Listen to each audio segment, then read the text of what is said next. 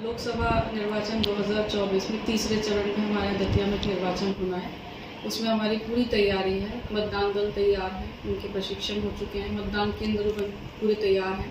मतदान केंद्रों में जो बेसिक फैसिलिटीज़ हैं वो सारी तैयार है। उसके अलावा हम लोग को जो गर्मी के लिए विशेष व्यवस्थाएं करनी है, जैसे ठंडा पानी और दवाइयाँ, इन सब जो चीज़ों की भी हमने पूरी व्यवस्था करी हुई है। मतदान केंद्रों पर मतदाताओं की विशेष ध्यान रखा जाएगा। जैसे बुजुर्ग आते हैं या महिलाएं आती हैं बच्चों को साथ लेके, तो उनको पहले प्राथमिकता दी जाएगी कि वो जाके पहले वोट करके आ जाए।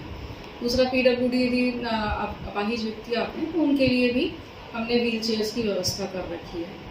उसके अलावा पोलिंग हमारी जो है सामग्री वितरण हम 6 तारीख को सुबह जल्दी कर लेंगे, ताकि ये लोग टाइम से गर्मी ज़्यादा बढ़ने के पहले अपने अपने स्थल पर पहुंच जाएं। और 7 तारीख को मतदान करना ही है, तो सभी से निवेदन है कि सब लोग अपने अपने एपिक कार्ड या कोई अन्य दस्तावेज जो पहचान पत्र के रूप में लेकर ज़रूर उपस्थित हों। मतदान में अपनी सहभागिता ज़रूर दें। और बाकी हमारे सेक्टर ऑफिसर्स, यदि हम लॉ एंड ऑर्डर की बात करें, इस तरह के कोई घटना होने की कोई संभावना नहीं के बराबर है, क्योंकि हमारे सेक्टर ऑफिसर्स और पुलिस बल सबके फ्लैग मार्च और सबकी ड्यूटी सबकी हो चुकी है। तो और वेबकास्टिंग भी प्रॉपर रहेगी, कई मतदान केंद्रों में वेबकास्टिंग रहेगी, तो किसी भी तरह से किसी को भी डरने की भी ज़रूरत नहीं है। निर्भीक होकर हम मतदान करने ज़रूर आए। मॉडल बूथ जो हैं 12 बन रहे हैं, सेवड़ा में 3, पांडेर में 1 और दतिया में 8। और ऑल वुमेन जो है मतदान केंद्र जो बन रहे हैं, हमारे टोटल 80 बना रहे हैं। पिछली बार 56 थे, इस बार हमने बढ़ा दिया। महिलाओं को उत्साह देख के, पिछली बार काफ़ी उत्साहित थी वो लोग, तो उसको देख के हमने इस बार बढ़ाया है। तो सेवड़ा में हमने 27 रखा है, भांडेर में 19 और दतिया में 34। नवाचार हो रहे हैं इस बार। जिस तरह से जैसे हम लोग वोटर इन्फॉर्मेशन कहते हैं, मतदाता सूचना पर्ची घर घर बंटवा रहे हैं वोटर गाइड्स के साथ में, तो उसमें BLO को सख्त निर्देश दिए गए हैं कि कोई भी नहीं छूटना चाहिए। और उसके बाद एक ASD लिस्ट बनती है, वो ASD लिस्ट बनाएंगे हमको कि एब्सेंट, शिफ्टेड या डेथ जो हो गए हैं, तो उनकी लिस्ट हमको देंगे। लेकिन ये अक्सर सुनने में आता है कि कई BLOs जो हैं लापरवाही कर जाते हैं और उन तक मतदाता पर्ची पहुँच नहीं पाती है।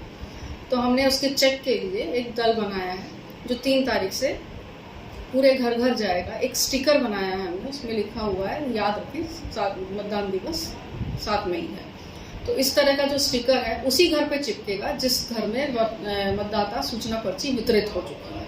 इससे हमारे 2 काम हो जाएंगे। एक तो हमारा घर घर विजिट हो जाएगा, घर घर मतदान के लिए, कि आपको मतदान करने आना है, और उनको आमंत्रण हो जाएगा। उसके अलावा ये भी चेक हो जाएगा कि BLO ने उनको मतदाता पर्ची दी है कि नहीं दी है।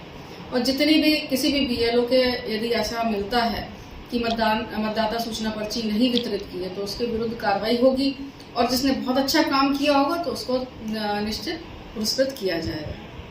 दूसरा नवाचार हमारे विधानसभा से ही किया हुआ है हमारा, कि हम लोगों ने सेक्टर्स जो बनाए। पहले सेक्टर्स जो अधिकतर बनते हैं वो क्षेत्रवार बनते हैं, तो एक सेक्टर के पास कई बसें हो जाती हैं और वो परेशान हो जाता है कि किस बस को हम लेके जाएं और किस बस पे हम ध्यान रखें वापसी के टाइम पर। इस चीज़ को ध्यान रखते हुए कलेक्टर साहब ने एक बहुत अच्छा प्लान बनाया है, जिसमें हम लोगों ने रूट्स को ही सेक्टर्स में डिवाइड कर दिया है। मतलब एक सेक्टर के पास मोस्ट ऑफ 3 बसें होंगी, सबसे ज़्यादा हो सकती तो 3 बसें होंगी, और उन तीनों बसों में सिर्फ उससे ही रिलेटेड पार्टीज होंगी। ऐसा नहीं होगा कि एक बस में 2 सेक्टर्स की पार्टीज बैठी हैं, एक के क्षेत्र में सिर्फ 2 आ रहे हैं। तो पूरा की पूरा टोटली रूट के हिसाब से सेक्टर्स बांटे हैं। ये एक बहुत अच्छा नवाचार है और इससे हमें पिछली बार भी बहुत फ़ायदा मिला था। टोटल हमारे 93 सेक्टर्स बने हैं और सभी बहुत अच्छे से काम कर रहे हैं। तीसरा जो है हम लोग का नवाचार है, हम लोगों ने अब इस बार जो मतदान दल चुने हैं उसमें कोई भी ऐसा मतदान दल नहीं है जिसमें 1 या 2 अनुभवी व्यक्ति नहीं हो, यानी जिसने पहले चुनाव करवाया। मतलब जिसने पहले चुनाव करवा दिया है उसमें 1 या 2 व्यक्ति PO P1 में से कोई ना कोई तो है। इसलिए जिन लोग पहली बार करवा रहे हैं उनको भी डरने की ज़रूरत नहीं है, क्योंकि उनके साथ एक ना एक अनुभवी व्यक्ति है।